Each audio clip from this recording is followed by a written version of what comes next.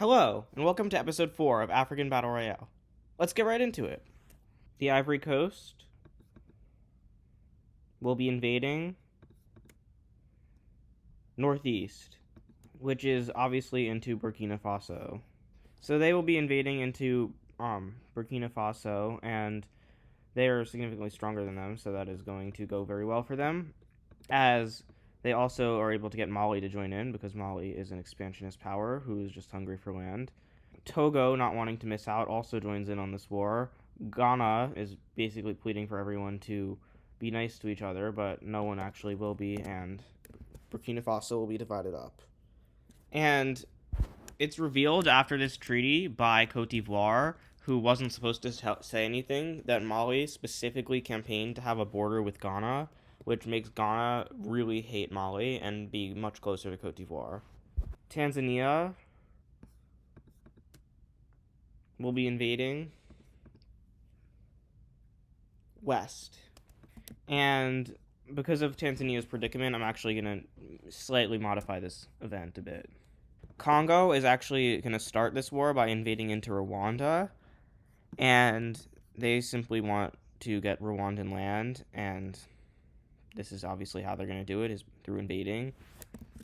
And Tanzania tells them to stop or else, and they don't stop. And so Tanzania, as well as Sudan, will actually start supplying Rwanda, as well as directly moving troops in to Congo, as Rwanda is able to take pretty much all of their land back and start invading into Congo. Tanzania doesn't really want to be involved in the war, so they'll just leave all their lands that they have taken to Rwanda. And at this point, Congo is able to start getting on the right foot again, and they'll take a bit of land before the two sides will agree for nothing to change. So that was kind of anticlimactic. Uganda will be invading Northeast. So the reason for invading Ethiopia is that Ethiopia is threatening to invade Somalia, and they're like, I'm going to do it, and Uganda's like, no, you're not, because we're invading you instead. And of course, they're not allies because it's not an official alliance, but they're very close in relations to Sudan and Tanzania, are like, don't do that. But Uganda already did it, and now they're going to face the brunt of the war. And Tanzania and Sudan are like, should we get involved or not? And eventually they just decide not to, because whatever. But Somalia starts invading into the Somali majority parts of Ethiopia and takes them over. And Ethiopia is not really fighting back, which allows for Djibouti to rebel, as well as Eritrea from Ethiopia. And then the Eritrean parts of Sudan start rebelling as well. That makes sure that Sudan stays neutral. However, Uganda is currently just destroying Ethiopia in the west. Ethiopia and Sudan combined do manage to deal with these rebels, but this war has been going on for a while, and it's actually Zambia who offers to negotiate a peace settlement between all of them. So let's see what that looks like. And these are the new borders of East Africa.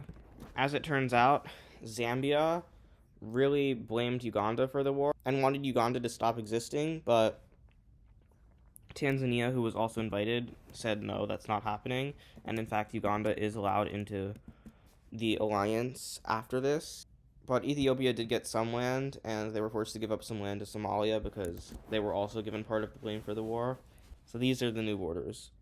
Tunisia will be invading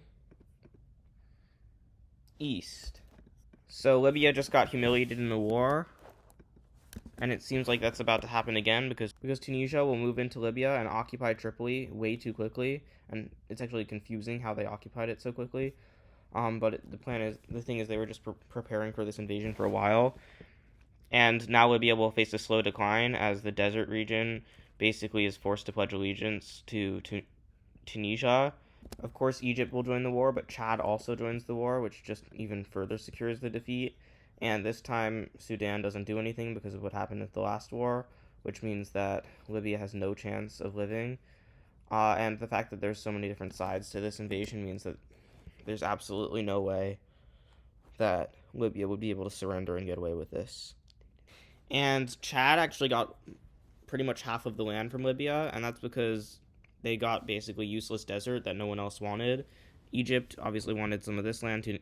Tunisia wanted this land. Neither of them really cared about this land, so they gave it to Chad because Chad got an impressive-looking empire.